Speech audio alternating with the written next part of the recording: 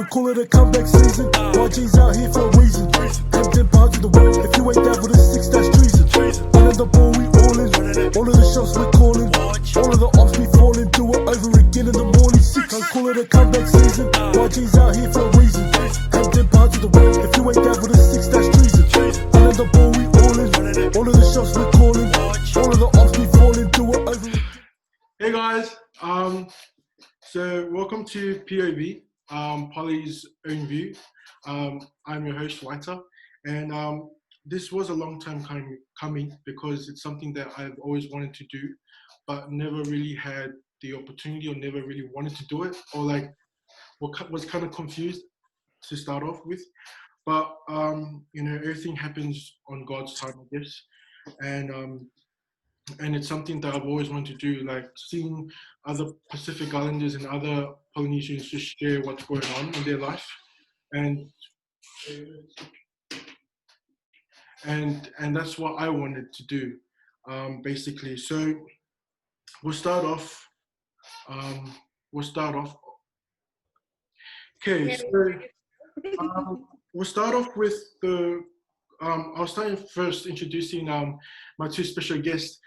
These two special individuals are like my sisters. So they're pretty much like my sisters, my older sisters. So I'd like to introduce Lotte and Victoria. Hello, my sisters. How are you guys going? Hi. Good, thank you. Good. So first, I'll go with Lotte first. Hi sis, how are you going with this whole coronavirus and the whole lockdown thing, I guess?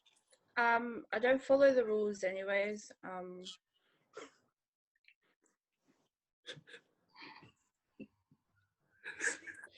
Sorry. Yeah, but apart from like being bored at home and not going out to eat, everything else is still pretty normal for me. Oh, and no church as well. That's true then. Yeah. Yeah, I haven't been to church since like April. True. That's true though. So April, May, June, July, August, that's like 5 months. Yo, how about you, Victoria? I know that in your state, in Sydney, like it's kind of, they've eased some of the restrictions, but how's it going over there? Yeah, it's pretty alright. Like it doesn't really feel like we're on lockdown. Just a few little restrictions, you know, when you have to sign in when you go to a restaurant and wear a mask in certain places, especially at work. True. But everything else is normal, like feels normal. Yeah. Okay. So we'll start off, since we're talking about coronavirus, I'll start off with because everyone's talking about it, is Daniel Andrews. Like everyone does not like Daniel Andrews, good old Daniel. So I'll start with you, Lotte. Like, how do you feel about Daniel Andrews? Some people are saying that he ran our state into the most worst state that Victoria has ever been. Some people are saying that Daniel Andrews is doing so much, that he's doing a lot, and people should start recognizing the good things that, you know, that Daniel Andrews is doing for our state. How do you feel as a person living in Victoria? How do you feel he's doing so far? I barely follow politics, but all I can say is that if they were to write a list of everything he's done good compared to all the crap things that he's done, the bad list will be longer than the good list. Yeah. The government is not our friend, guys. Yeah, that's true. And I guess if you're looking at it, like there are rumors going on that about people who passed away during the coronavirus period.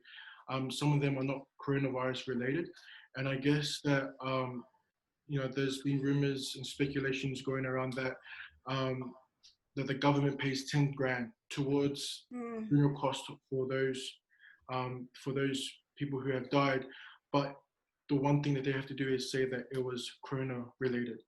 Yeah. How do you feel, Victoria, about, you know, about the whole, about how do you feel like your state of New South Wales is going so far? You know? I'm just like Lotte. I don't really watch the news. I watch little to none of the news, only because I feel like they, like what you said, they exaggerate the death tolls. Yeah, because they included all the other deaths that weren't coronavirus related, yeah, and it made the rates go up, and then it just caused like, you know, this whole fear and this whole scare, you know, in Australia. mm, But I know that it's Donald Trump is working on it, and he's telling all the hospitals that they have to like you know, he wants the records of people that died and why they really died and things, so he can like change the rates again back to, you know, yeah, to a more accurate. yeah. That's Um, true. Yeah. yeah. Since we're talking about Donald Trump here, um, how do you That's guys? good money. Because a lot of people are saying that Donald Trump is a rapist, he's a misogynist, he's everything that's bad about America, and he's leading America to a terrible state. I'll start with you, Lotte. How do you feel Donald Trump is, even though you may not follow politics and everything, but how do you feel Donald Trump is running America so far? I think everyone just jumps on the hate train. Yeah. So whenever they think it's a trend to hate Donald Trump, they'll hate Donald Trump. Yeah. Whenever they think it's a trend to love him, they'll love him. Yeah. But if they were to say the actual reasons why they hate him, they wouldn't be able to name why. But from what I know, he's the best president that America has had. Don't at me. My uncle is like one of his biggest supporters. He doesn't get paid to be president. He's the first president to use his money to help the country. Yeah. A lot of people would say that he's racist. And I think everyone accidentally says some racist things without even realizing it's racist. Like, you'll be like, oh, bloody Asians or something like that. And even just a little comment like that is racist. Yeah. But I think if they do their research on Donald Trump, they'll realize how good of a man he is. Yeah, that's true. We'll go to you, Victoria. How do you feel? What do you feel about Donald Trump? Like, do you like him or do you not like him? If you know me, you'll know that I've always been a Donald Trump supporter. Like, when everybody hated him, I've always supported Donald Trump, like, because he's a I know that he's a I believe in his Christian views, like that he's a Christian man, and from a Christian point of view of this, I believe that God was using him to make a lot of the prophecies come true. Yeah. And I won't say that he's a perfect Christian man, but I know that he was highly used by God to reform a lot of the religions back to Christianity, and that's probably one of the main reasons why I support him. Politics and that, I don't really follow up on that, but I know that he's very passionate about America, and he really does do a lot of things to benefit America. Yeah. But I love him. Yeah. I reckon when in 2016, when Donald Trump first, ran as president, I did not like him. I guess I saw that that there are some things that he says that truly offends others, and there's something about him that I didn't like. But gradually, throughout 2017 and 2018, I started seeing more things about Donald Trump that many people don't. And I guess what I'm trying to say is that the mainstream media only reports what they want to report. As you can see, mainstream media do not like Donald Trump. They don't like his message. And I guess if you're going to be a part of the hate train of Donald Trump, it starts from what you hear, and that's from CNN, and that's from all the other, for example, The View. The View is another talk show that really puts down Donald Trump. But the thing is, what really pisses me off is that they don't really see the good deeds that Donald Trump is doing. As you can see, the peace treaty that he signed with the Middle East, that's a big thing, but no one talks about it. But that's the same Middle East that Barack Obama tried to bomb during his year of president. During the Obama administration, he tried to bomb the Middle East. So if you're going to try and put out the wrongs of Donald Trump, why couldn't we do that with Barack Obama? but yet we're doing so much to destroy and try to destroy Donald Trump, but yet we don't see anything to like about Donald Trump. And another thing is, what I found out is that there's some states that are owned by the Democrats that have done nothing to support its own state. Donald Trump has donated billions of bucks to help with those states. However, they've rejected that money. And I guess if you want support, even from the opposite side, you need to grab that support. They haven't grabbed that support, and that's what I'm really, really pissed off about.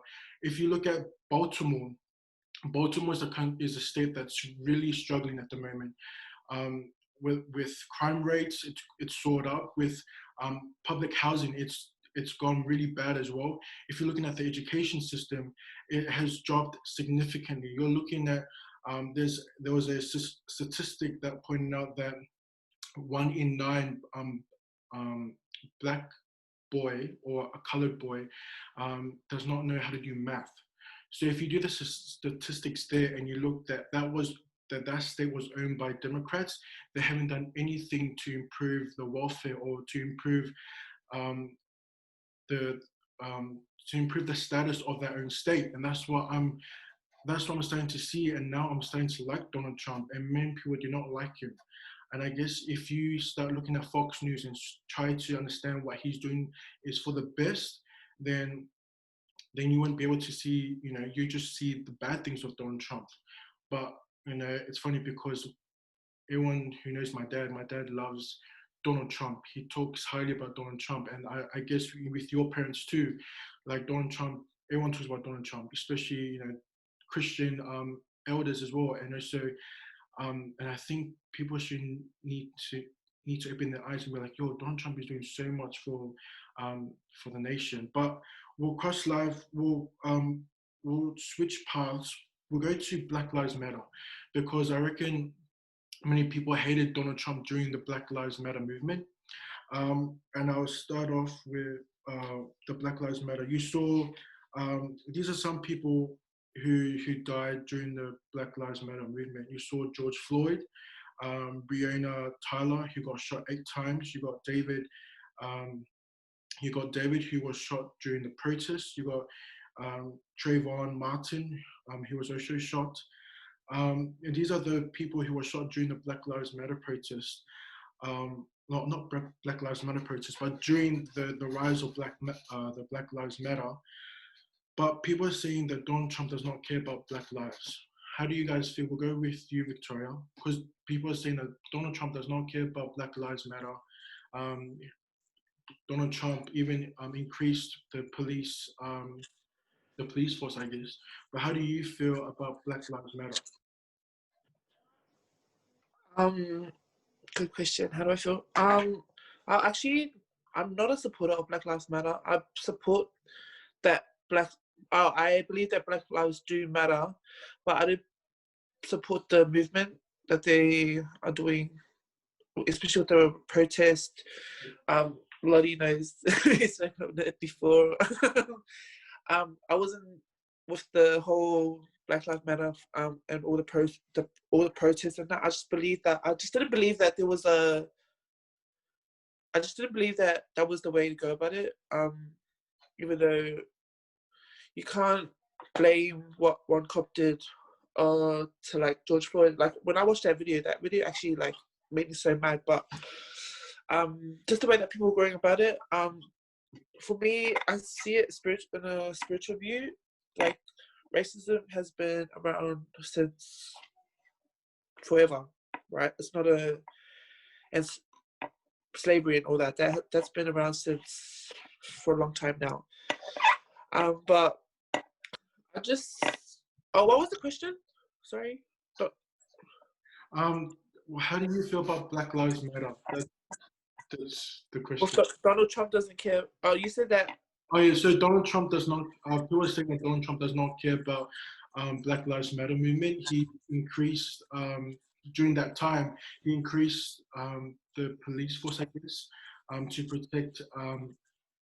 I'm not sure what he tried to protect, but that was what was going on in America. Is that that Donald Trump did not approve of the Black Lives Matter movement?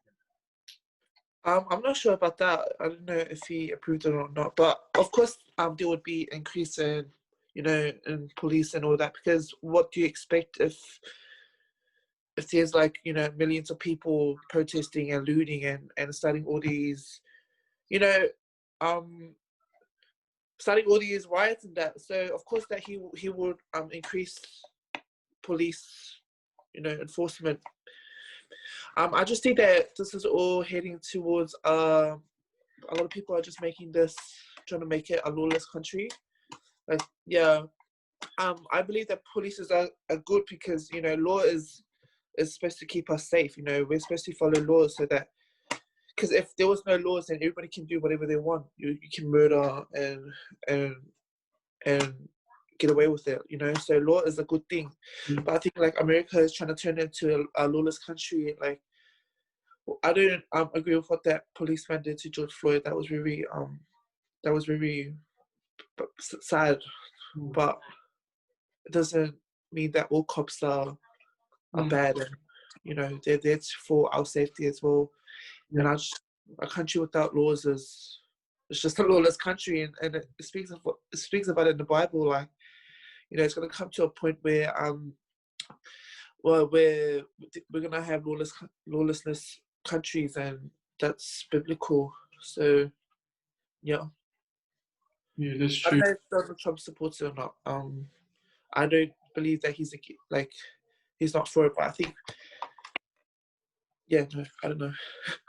I don't know if he supports it or not. I've never heard him say that. Unless I hear him say that he doesn't support it, then he doesn't support it. But I'm pretty sure he's thinking outside the box. Like, Yeah. of course we have to increase police, enforcement. Yeah, that's true. Lotte, I'll get your view on Black Lives Matter. How do you feel about the whole controversy between Black Lives Matter and All Lives Matter, I guess, during that period of time? Tori would know. I mean, you would know. Seeing my socials when it was like on the rise, I was very vocal about it. At the moment, not so much. Mm. I believe in the cause. I believe that Black lives do matter, but I don't support everything that's happening. Yeah, that's true. I guess if you're talking about Black Lives Matter, I guess what happened to those people who were killed? Yes, it was bad. There were silent protests in the beginning of this march. However, it exceeded to looting, to rioting. Many businesses were destroyed. Mm-hmm. I truly love the idea of fighting for what you believe in. I do believe in if you don't want racism, you got to do something. But destroying businesses, destroying the livelihoods of many people who've lost their jobs now and lost their livelihoods. I think that Black Lives Matter needs to really look into itself. Look, I'm all with supporting Black people. Yes, what's going on in this world is bad. The racism, yes, it continues to grow. And the one thing that we can do to stop this racism is to teach our kids, teach the next generation in how to respect one another, to how to be polite and how to respect one another and how to not put race into anything. And I think that's been my concern. Yes, we have to do something about racism. Yes, we have to do something about Black Lives Matter. But the thing is, how can we do something about Black Lives Matter if you're destroying neighborhoods, you're destroying countless stores, supermarkets? These are the livelihoods of others. Many people have lost their jobs, cannot survive, and yet they've already suffered because of the coronavirus pandemic. So how can they support themselves if you're going rioting, looting, destroying businesses? I don't get it. Now, I'll cross with you, Victoria. There's many businesses were lost. I was reading a news article that many people lost their wages. College students who had a part-time job have now lost their jobs due to the rioting. There was a cost of about billions of dollars to be able to fix the neighborhoods and fix the shopping centers and fix the businesses that were destroyed. How do you feel about that whole process? I guess. How do you feel about the destroying of buildings and stuff like that? Does that do anything? No, yeah, I was thinking about it. I feel like this movement, this Black Lives Matter, has destroyed. I heard that it's killed a lot more Black people. You know, with the shooting. I don't know if you've seen it. It's in I don't know what. It's in a city in America where everybody, like literally, like Black people, just pulled out their guns and started shooting at anybody, anywhere, like because there was no cops, like no cops couldn't enter into that city because they were so afraid because you know what the people were doing. So I seen this video. They just got up their guns and started shooting everyone. And I feel like I think that this movement, this Lives Matter movement, has just killed a lot Black people. A lot of Black people kills their own people, kill their own people more than you know the Polynesians have killed the Black people. So I was saying that you can't open one door without opening a lot of other doors. Like this protest, it might have been intended for good, but then, you know, that door opened a lot of doors, like with looting and riots and all that. And again, with the biblical view, like I said, I don't think us humans, we're just naturally evil people. Like, you know, we're all born with wicked in our hearts, and I don't think we know what justice is. Like, I don't think we know what justice is. Like, how can we make up for thousands and millions of years of slavery? Like, that's what I ask myself. Am I going off topic with the question? What was the question again? So the question was, Sorry. you're all right, about the writing. Does it do anything? Does it make it better? Does No. small businesses, does destroying the shopping centers, the convenience stores, does it do anything in supporting the Black Lives Matter movement? No. No. I feel sorry for a lot of the people that lost their businesses because of this movement. Like, it's not fair to them. That's 80 years work of like hard work that was destroyed overnight because of this movement. You know, like a lot of people just use this movement as an opportunity to, like, you know, oh, okay, I can go to the shop and get whatever I want now because everybody else is doing it. You know, I just don't think it was very, yeah, good. No. Yeah, it's I reckon it's a bit unfortunate that that people have to go to that length of destroying businesses trying to get their voices heard.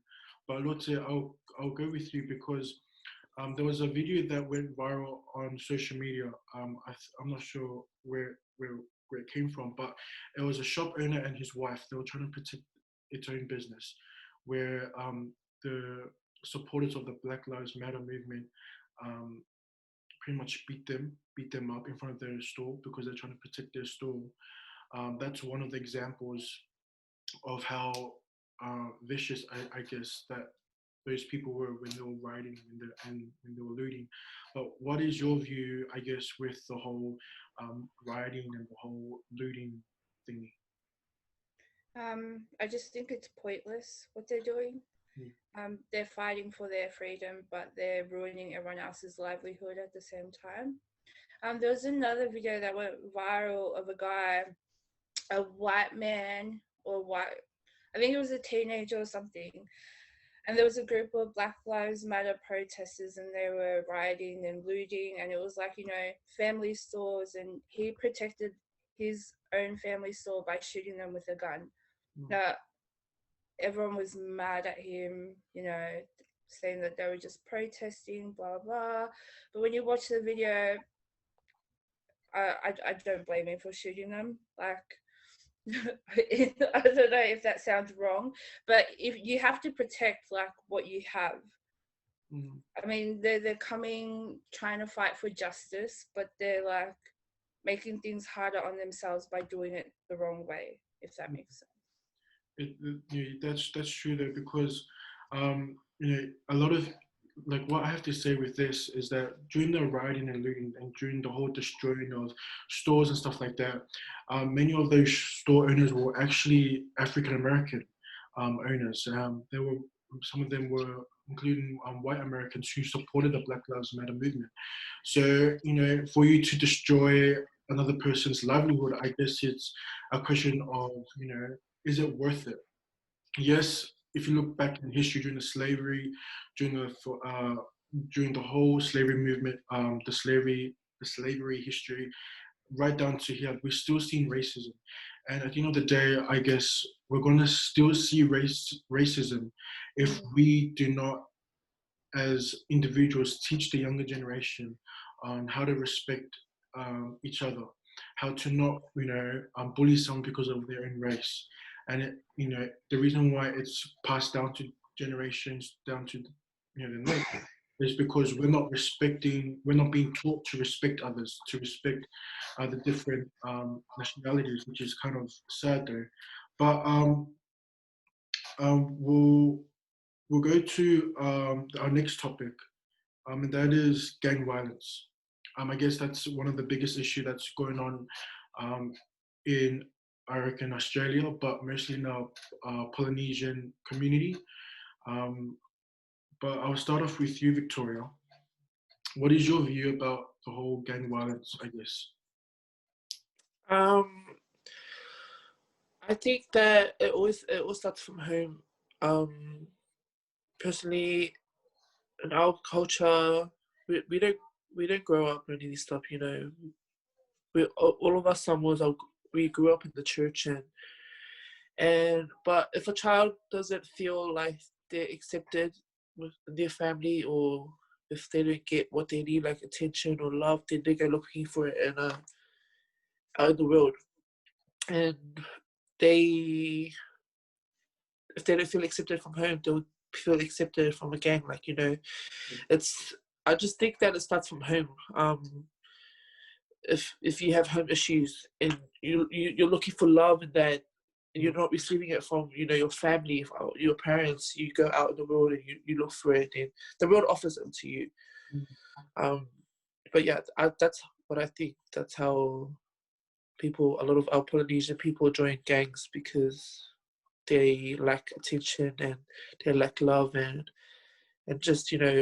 um, just parental advice and from our parents at home. But yeah, that's what I think. Sure. Lotte, I want to ask you a question here. How do you feel about the whole repping your postcode kind of thing? Because that's gone a bit, it's well known now, I reckon, around Australia, is when you rep your postcode. But how do you feel about you know, that whole topic of repping your postcode? I think it's stupid. Mm. To simply put it, like Toria said, it all starts at home. It's what you see growing up. You see your older brothers doing it, your older cousins doing it. You think, oh, they're cool, they're tough. I want to be like that. And it's just what you grow up around as well. Mm.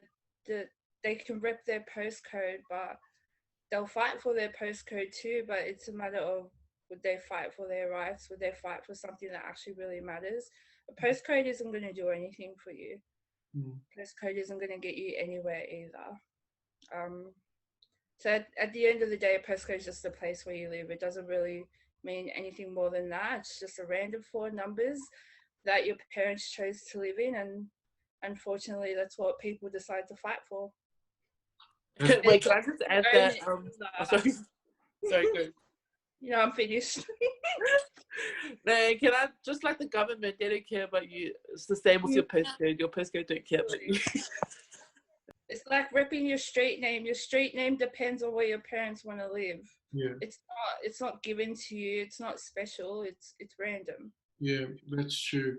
And I guess with the whole repping your postcode, I guess what really upsets me is that they choose their postcode over their blood and over their nationality. And I guess if you're gonna rep your postcode, what is more important? You know, when you're gonna fight someone else from a different postcode, what's more important? You know, your nationality, your you know, or is it, you know, your suburb, 4-digit number?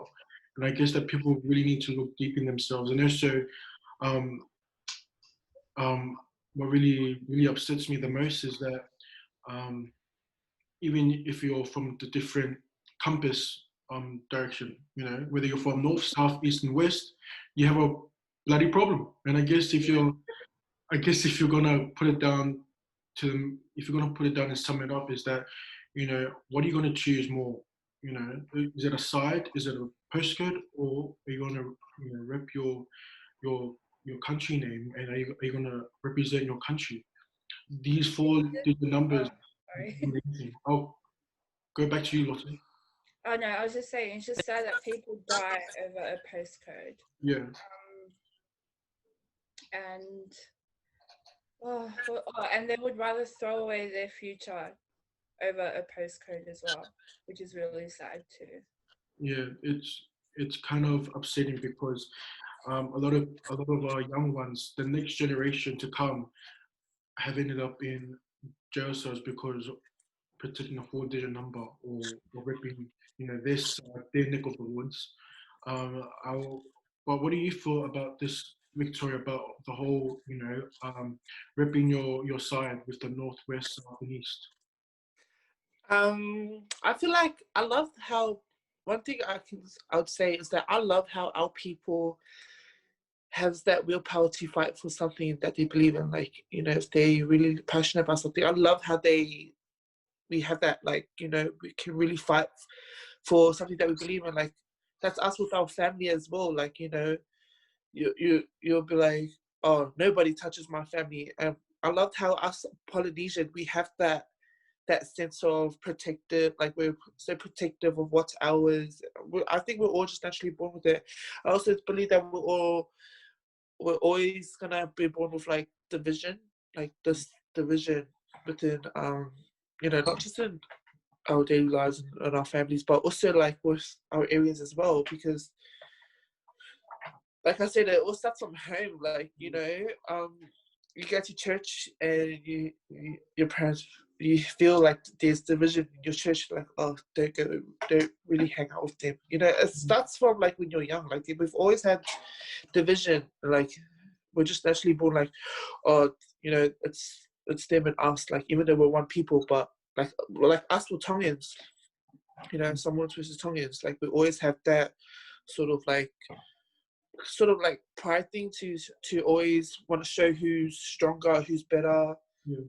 It doesn't matter, like, you know, what we're ripping. We're always got to rip something to prove a point. Yeah. I guess, well, before we move on, I want to acknowledge those people, you know, with the whole postcode thing. I want to acknowledge them of how creative they are in creating a, you know, of the 4-digit number. You know, hats down to you guys. I reckon, you know,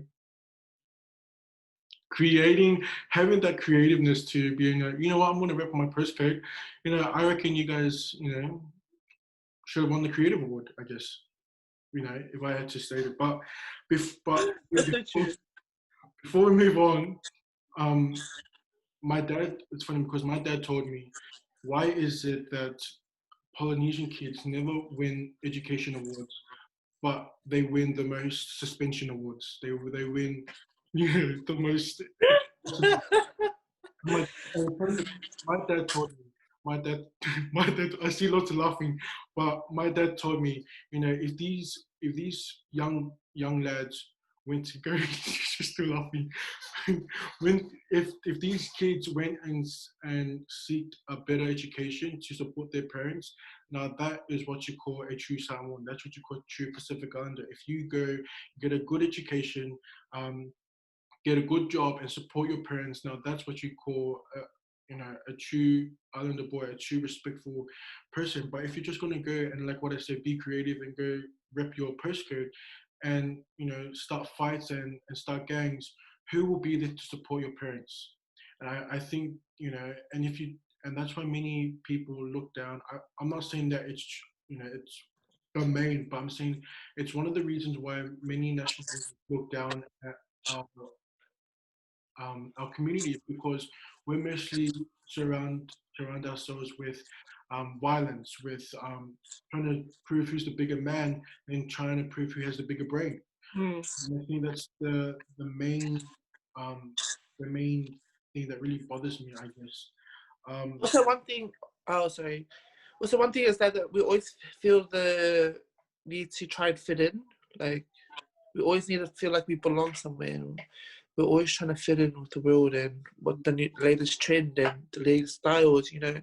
Just like that ripple effect of, like, you know, the latest trend, like your shoes, say TN, you know, when the first TNs came out, everybody's ripping them, and you see everybody wearing it, and you're like, oh, I gotta wear them too, because, you know, everybody else is doing it. It's just like that, like, yeah. We're always just trying to fit in, and we're always just trying to be relevant and just belong, you know. Since like I said, it all starts from home. Like, if you don't belong, if you don't feel like you belong at home, you're gonna go out to the streets and to the world, and yeah, you just. That's true. Sorry, just speaking on another thing about it, like how it all starts from home. And another reason is the kids that run away from home because of their parents. Like, there's certain kids who run away from home because life's too hard at home. From however they're treated by their parents, so they decide to run away. They go live with their friends, and they get into that kind of gang life. That's true. I guess it's a it's a sad thing, because you know many of these kids, you know, who start these kind of gang violences because they're not loved themselves. I reckon what they believe in is that there's only hatred in this world, and so the only way that they can show the same hatred is by joining a gang and making these, you know, these poor choices on their life that could likely cause, you know, their future. But I'll ask you, Goya, what do you think are some ways that we could improve, you know, with these whole gang violence? Like I said, it could start from home. I always believe that, you know, they said that our parents are sorry, ew, why am I talking like American? They say that our parents are our first teachers. Everything that you learn is from our parents. Everything you learn is from home. Then you go to school. I feel like not only can we improve as, you know, better people, but also our parents can. I know how it is in the Faasootauloa way, like, you know, if you cry, you're weak. Like, if you show emotions, you're weak. If you cry when you get a hidey, you're gonna get a bigger hidey. Like, it just doesn't make sense, but that's how it is. You know what I mean? Like, I feel like the Faasootauloa way, like how our parents grew up, is affects how, you know, they teach our like kids like us. I feel like our parents can be more understanding. You know, some people are blessed to have understanding parents. A lot of kids are not blessed with that. You know, to have parents that understand. Like, for us kids, we could never voice our opinions, because if we do, then that's us being fiapoko, like, you know, in our culture. So we never really had a voice. We couldn't really speak up, or I feel like we can, yeah, ways to improve is that we need to communicate better. Yeah. Also, not with us to our parents, but also from our parents to us. Like, yeah, because if people don't know their value and their worth, they're gonna go look for it in the wrong ways. And Yeah. I just truly believe that always starts from home, always. Yeah. That's true. What's the same question to you? How do you think we could improve as a community to help, you know, stop this gang violence thing? Yeah, like Toria said, it all starts at home. We, as a nationality ourselves, we have certain subjects that are like very sensitive and taboo subjects that they won't discuss at home. And sometimes this is one of them, like gang violence. And our parents just won't want to bring it up. Another thing is like just what people in general expect of males. They Yeah. expect them to be tough. They expect them to not show emotion. They expect them to be fighters. And it's really sad to see that we put so much pressure on males to act a certain way. Yeah. Especially if you're an islander, you get pressured to be a certain way. Yeah. Like, you'll see someone out, and if they're not dressed like most males do, or they don't talk like most of them do, or act like most of them do, people automatically will be like, oh, he looks like a little bitch, because I'm not sure if we can swear or not, but that's what people automatically assume when they see someone like that. Yeah. I just think our expectation levels of what males should and shouldn't be shouldn't even exist. Males should act however they want to.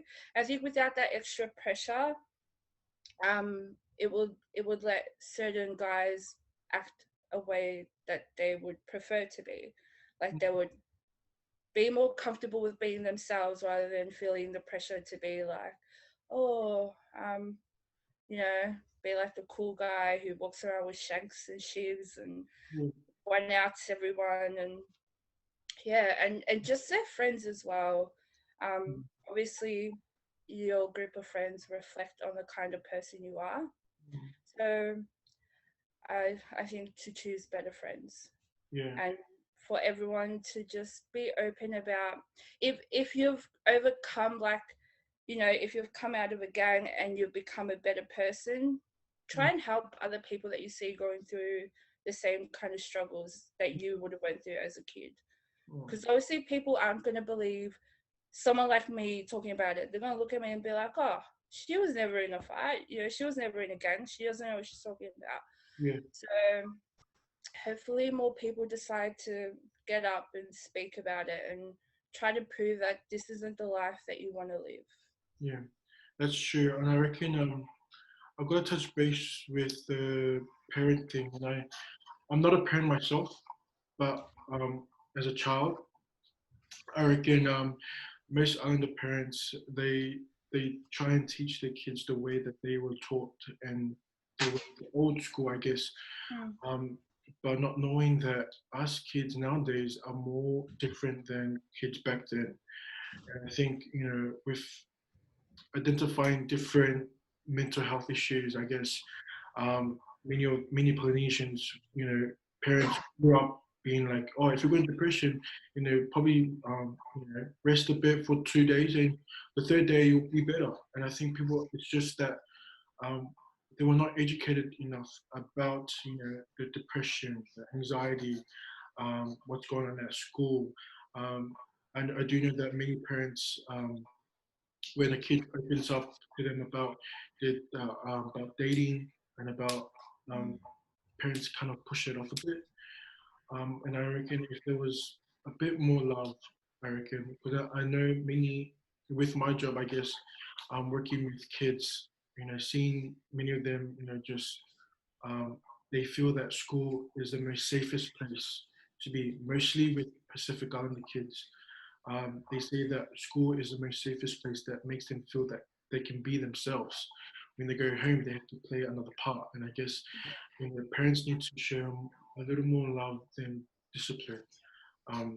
And because if parents don't show the more love than discipline to the kids, these kids will pass it on to their kids, and will go and it'll Just be a never-ending cycle. yeah. And I think that's what people that's one of the main one of the issues. But since we're talking about the mental health um, part of it, I'm going to read this from August 2019 from newshub.com. It stated in June 2019, 685 people committed suicide, 17 more than 2018. When you're looking at 2017 to 2018, the suicide rate was 13.67 per 100,000 per person, not per person, people, I guess. If you're looking at 2018 to 2019, you see it increased by 13.93%. 20 to 24 years of age, Maldives, Kiwis, 91 deaths in that year of 2019. 15 more than 2018. Pacific Islanders, so you're talking about Samoans, Cook Islands, Fijians, Tongians, their suicide rate uh, was 7.77%, whereas in 2019 it was increased by 11.49%.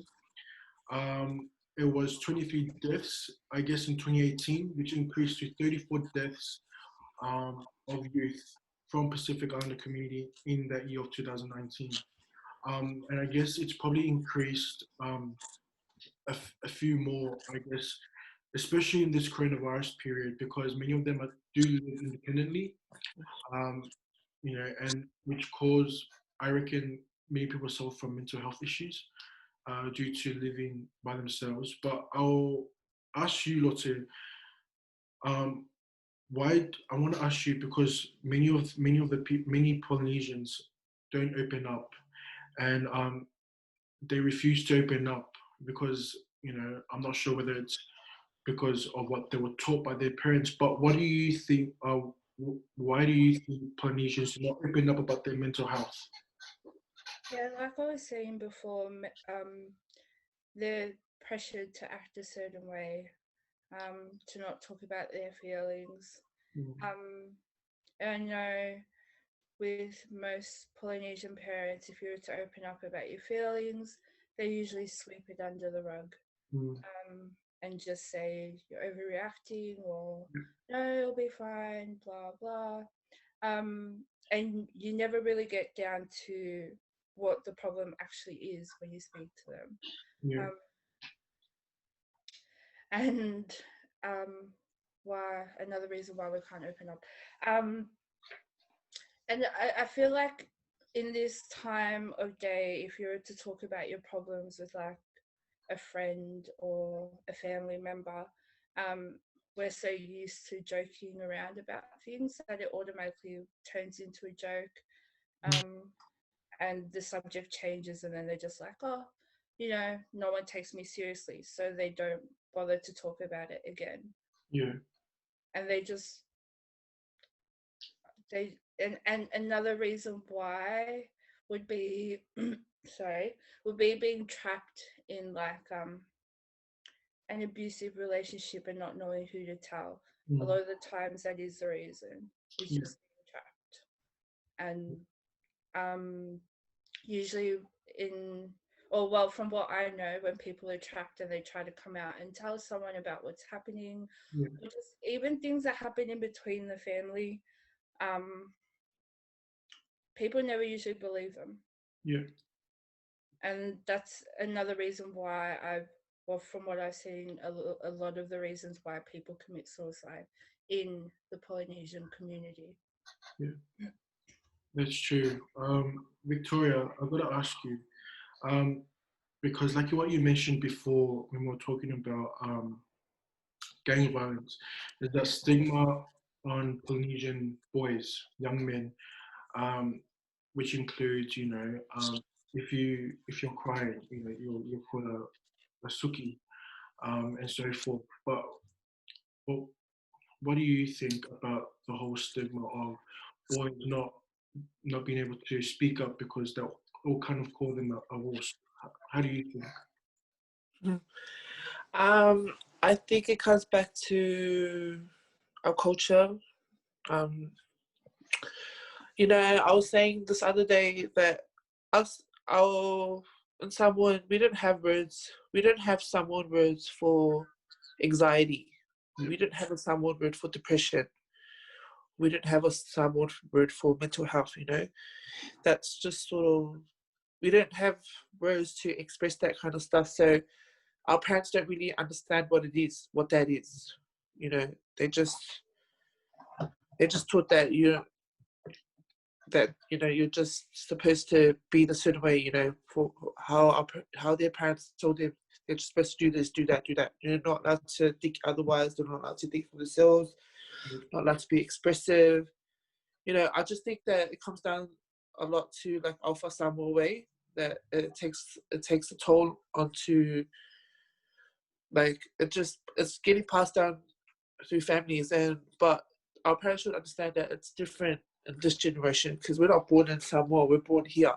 Yeah. And I feel like over here in this country, we are more open to getting to be more like influenced easily by, you know, a lot of technology and our friends, and you know what I mean, like. But yeah, I just think it comes that goes back to our Fasamo, our tradition, that it's very strong in our families. That, but you know, with our parents don't really. It's not their fault too, because they don't know what anxiety and what depression is. There's no someone word for that. They wouldn't be able to understand it, so they wouldn't know how to deal with it. If their child was to go up to them or the signs, they wouldn't be able to you know, recognize the signs that their child is depressed. Or and for the guys, yeah, just the same as what Lotte said, like the guys, they have more pressure, like, you know, you can't be more expressive, you can't cry because then you'll look weak. Yeah. You have to be strong and have no emotions, and yeah, I just, it all comes starts from home. That's true. Lotte, now, what are some strategies, I guess, that that we could put in solving mental health and helping others with their mental health battle? Like, what do you think? I don't know. That's a really hard one. Hmm. I think there should be classes for Samoan parents to explain what anxiety, depression, suicide, all of that is. Because if our parents don't know what that is, the support doesn't come from home. Yeah. And home is where you spend most of your time at. And you would need a good amount of people around you who know what you're going through, who can help you through that. And I think we have to make it normalized for people to talk about their feelings. Yeah. But it's really, really hard, because most of the things are like things that the person who's going through it themselves to understand that the first step is just to reach out and talk to someone. Yeah. And see if it's an actual thing, if they actually have like depression, anxiety, whatever, just take the first step to try and see what you're going through. But other than that, I wouldn't know. It's a hard question for me. Yeah, that's true. I'll go to you, Victoria. What do you think that the Polynesian community can do to support, you know, people with mental health? I think they can turn it down a bit on the Samoa way. Just like, I think that we should have classes for parents to explain to them what depression is and what anxiety is. You know, these are actual things that kids have. They just think, you know, depression means you're being fiapoko, you're being fali'i, you know, like fali'i as in you don't want to listen, you don't want to be teachable and that. But I think that we should work on communication, and also our parents should take lessons on learning about depression and anxiety and that, because I know that they wouldn't know what that is, because we don't have some word for that. Yeah. And also just to communicate better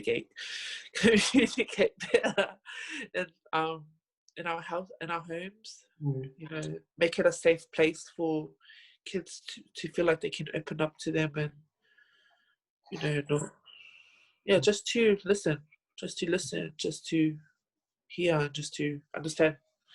That's a lot of the reasons why a lot of kids commit suicide, is because they feel like they're not heard.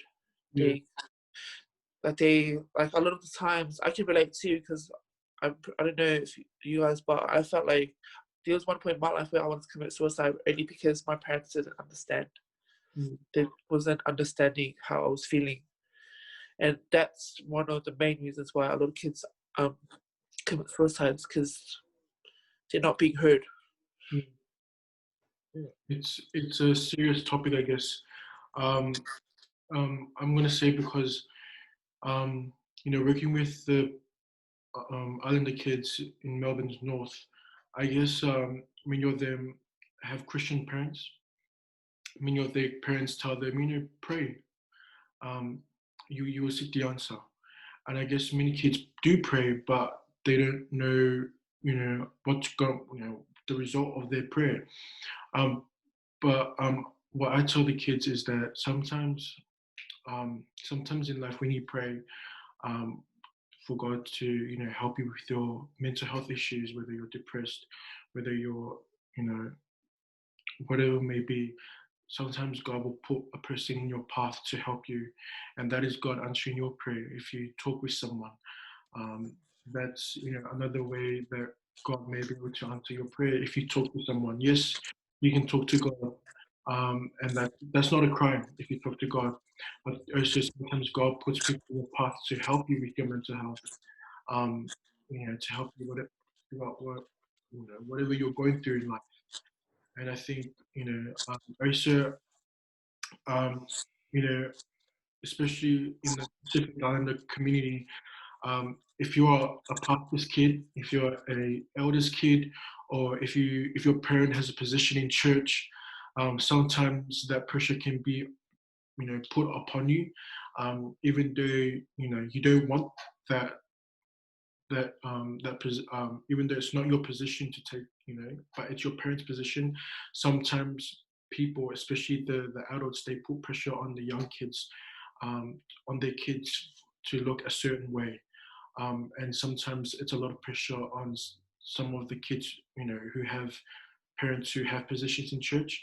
Um, you know, I'm not sure if you guys agree, but I'll let you guys you know, I'll go to you, Lawton.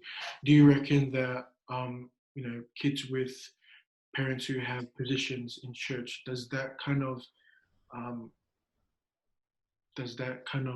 or how would you put it in? Does that worsen their mental health? I guess I'm not sure if worsen is the word, but is that a sign of mental health? If if they if their parents have a position, but they have to look, they have to look, they have to, they have to look a certain way to be able to please their parents, and for others to see that their child is doing well, so let me, try to, I don't know, follow or respect that person with that high authority. But what do you think? Yeah, I think it puts more pressure on kids as well. I mean, not only do they have their daily lives going around, they have their school lives, their lives with their friends, work, and all the pressure coming from them. And then they come home, they have the pressure to do things at home, and then at church, they have that as well. Mm. And obviously, we we would know what it's like to have our parents compare us to other kids.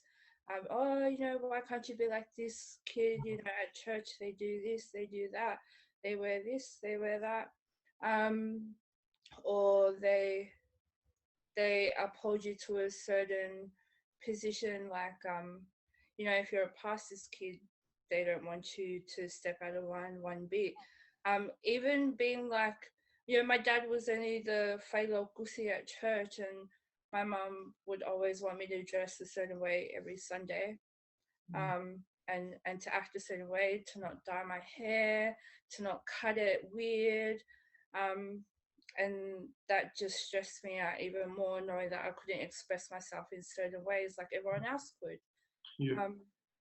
So I just think having parents who are in a certain position at church is just it restricts certain things for a child that they have, gives them more expectations, Mm. um, and it just, I know with some kids, they'll hear other people talking about them like, oh, they're the pastor's kids and they're doing this and that. Yeah. And that wouldn't help with them either. So Yeah. it definitely does worsen their mental health as well. It impacts their mental health, sorry. That's the word I was looking for. Ah, with you, Victoria, what do you think? Same question to you. Like, what do you think about, with the whole pastor's kid or a kid whose parents are probably in a high position? Like, what's your thoughts about that? Um, I must admit, I was those type that I was like, we've all witnessed it. We're like, why are the pastors' kids the worst kids? You know, why are they always? Yeah. Why are they worse? But it's easy for us to stand on the other side of the grass and say that. But have we been on their side of the grass where, you know, to feel like we have higher expectations of us, and to know that we're being watched, like our every actions are being watched and being judged. So we always feel like we can't. That does impact a lot more, because you can't be expressive, like you can't be yourself. You have to be a certain way.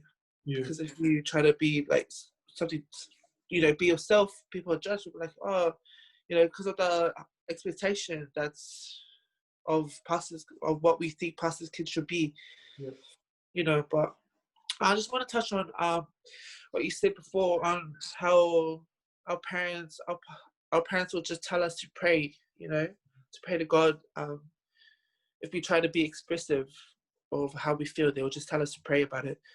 And the fact that, you know, it's good to recognize that there's a God. You know, there's God. We can turn to God in our times of trouble because He's our helper. Then we should also understand that we have an enemy. You know, our enemy that doesn't want us to turn to God. It doesn't want us to pray, and you know, that's Satan. Knowing that there is a God, yes, there is a God to pray to, and He will help us in our times of need. But there also is an adversary that's our enemy, that's out to attack us. That's that. And I feel like we should be, as Christians, Polynesian Christians, should be more aware that there is an enemy that's out there. Yeah. Not only that there is a God, we all know that there is a God. We go to church every Sunday, we learn that, but also learn that there is be aware that there is an adversary. There is we have an enemy that puts these thoughts into our mind, like, you know, depression and suicide and all that. So not only realize that there is a God, also know that there is a Satan. It's just as real as God that hates us, and that's the enemy. So I feel like a lot of the kids are not aware that there is a Satan. Like, they've heard about it, but they're not aware of how much he actually hates us and how much he wants us to you know, commit suicide and not turn to God. But yeah, what was that? Does that answer the question? Yes, it does impact. It does impact the especially pastors' kids, and you know, I've seen it firsthand and witnessed it myself.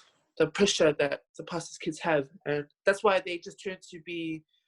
They get to a point where they're like, you know what? I can't live to your expectation. Who cares? I'm just gonna be rebellious. So that's how they turn rebellious. Yeah, they're worse than any other kids. Like, yeah, that's true. I guess because I'm not gonna lie. I was actually that kid that was like, yo, what's this pastor's kid doing? Like, you know, before I was even a pastor's kid myself, you know, I'll be like, yo, what's he doing? Like, what the hell? Like, you know, I'm gonna tell my mommy on him. Like, those were the you know, the words that came out my mouth. But you know, from when my parents became pastors, that, like, I'm not gonna lie, I'm so thankful that God's using, you know, my parents, you know, because we're all gonna get used at one point or another, you know, and I'm so grateful that my parents are being used. But there is a high, I'm not gonna say, but there's like a high expectation on how you need to behave in church as a pastor's kid. You know, like, for example, my parents always tell me, you know, to always behave, you know, and to always what you call it, they always ask how me and my siblings, how our walk with Christ is going. And I guess we failed to mention that, you know, that we're struggling because of the high expectation, even though it's not from your own parents, but it can be from other adults, how they look down on us kids because, you know, how can they, because it's normally that I'm not sure if it's a stigma, but it's the problem of, you know, if he can teach, if his kids are not doing the right thing, then what does that make with the faith out telling us what to do in preaching, in the sermon, in the sharing? So I reckon becoming a pastor's kid, it's hard. But the thing is, like what Victoria said, you have to believe in God, and don't forget there is the enemy that's lurking around. It says in the Bible that he's come to kill, steal, and destroy. But it does say that God has come to give you life and life more abundantly. And yeah, it's not just pastor's kid. Your parents can be the Sunday school leader. They could be the treasurer. They could be the assistant pastors, deacons, youth pastors, band leaders, whatever it may be. If your parent has position and you're struggling, it's understandable. But also believe that there's Christ, and you should talk to someone as well. I also got to mention. I failed to mention because I'm not sure if it's last month or this month. That's Suicide Awareness Month. Is it It was this month, wasn't it? this month? For the Are You Okay Day? Yeah, Are You Okay Day? Yeah, that It was was this month. Yeah. Yeah, so this this month, with Are You Okay Day, with the Suicide Awareness Month, this is where we really recognize that that there's support out there. Whether it's going to seek a professional. Many islanders don't want to seek professionals, and that's understandable. But there are friends, and there are family members who are happy to help you. And I guess what I'm trying to say is that you are not alone. And many people, they feel like they're useless. Many people, they feel like they're not worth much in this society. But I reckon there is a saying, there is a powerful message, a powerful three word, and that is you are enough. And I guess many people forget to realize their self worth because they're just mostly concentrating on how people perceive them and whether they have friends or whether they have much. Some people who are actually living in a low income family, they have to set a high standard at high school, saying that they don't have much, so they're trying to prove that they are worth more. And it's kind of a struggle because um, many kids from low income earners, they start to feel that they're not worth much in this society. And I'll cross life. I'll go to you, Lotte, because I want to ask you, how, with kids in low income earning families, what do you think? Like, what are some struggles you think that they may go through as since they're living in a poor state, and the family may not be earning much? What do you think about that? do you say low income families? Yeah. And what was the question?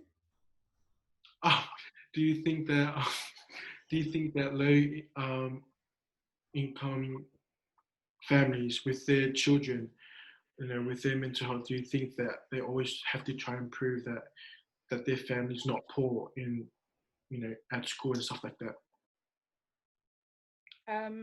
Yeah, there'll be some low income families where you can see the struggle, Yeah.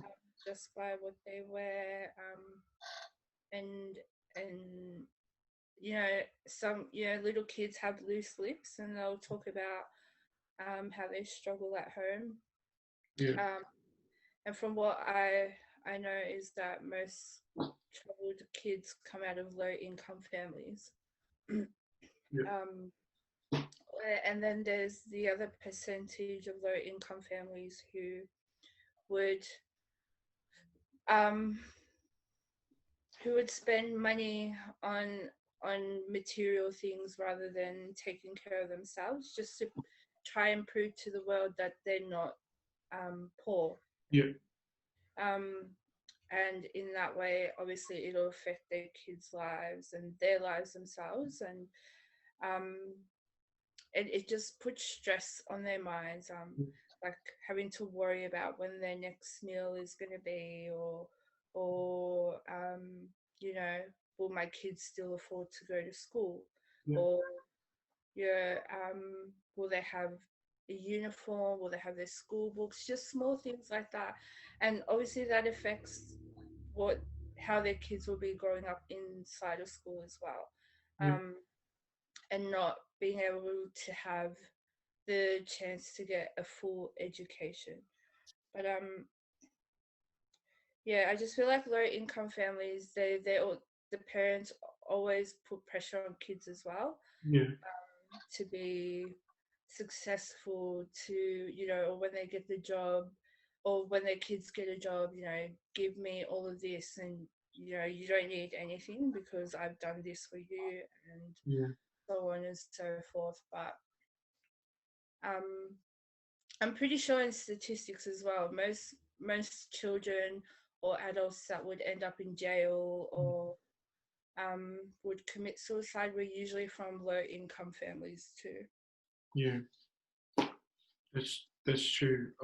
Victoria, the same question goes to you about low income families, but with parents, I know that they struggle so much trying to put food on the table, but seeing their reaction from their own kids that they're being bullied, now that puts pressure on the parents, I guess. What do you think about that? Um, I guess with low income family, they have more reasons to work harder. Yeah. There's, you know, some families who get it easy, and that may come across as like, you know, more pressure on kids to, you know, do better as well. I think it's the same with pastors' kids, how they have more expectations on them. But what your question, does it impact, what is it? Does it impact parents? Our parents? Mm.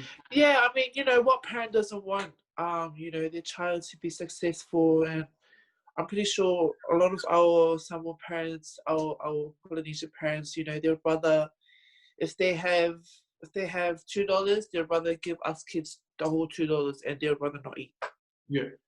You know what I mean? But that's just, but impacting parents, yeah, you know, it just comes down to, you know, who doesn't want to see your kids succeed. So, you know, plus our parents come from like a, you know, from a very small island where it was very hard, and you know, and all they wanted was for their kids to be successful. So, you know, they moved to this country, they work hard, you know, for us to have a better future and better education. Yeah. Yeah. That's true. Before we finish, I want to add on about this this fact, and that 60% of approval for Black Americans and Hispanic Americans vote for Donald Trump. I just want to say that I forgot to mention it, but I just realized, I was like, yo, 60% would vote for Donald Trump as president than Joe Biden. But anyway, I want to thank you guys so much, my two beautiful older sisters. I want to thank you guys for joining me today and being able to talk, you know, having an open discussion on certain things that are going on in our community. But thank you, Lotte, and thank you, Victoria. You're welcome. Oh yeah, thank you for the invitation. Yeah. So. Thank you guys so much. Now, for everyone who's watching this, feel free to comment on your own view and what you think on some of the topics that we've already discussed. But you can, I'll put down Lotte and Victoria's, if you want to follow their journey on social media, I'll put it down as well. But thank you guys so much. Thank you guys so much for your time, and I'll hopefully talk soon. Yeah, thank you so much for this invitation. That was fun. Yeah. Thank you so much. And yeah, that is Polygon View, and you guys have a good week, and God bless. See ya. See you, bye. Falling through it over again in the morning 6. I call it a comeback season. YG's out here for a reason. Hampton part of the world. If you ain't down for the 6, that's treason.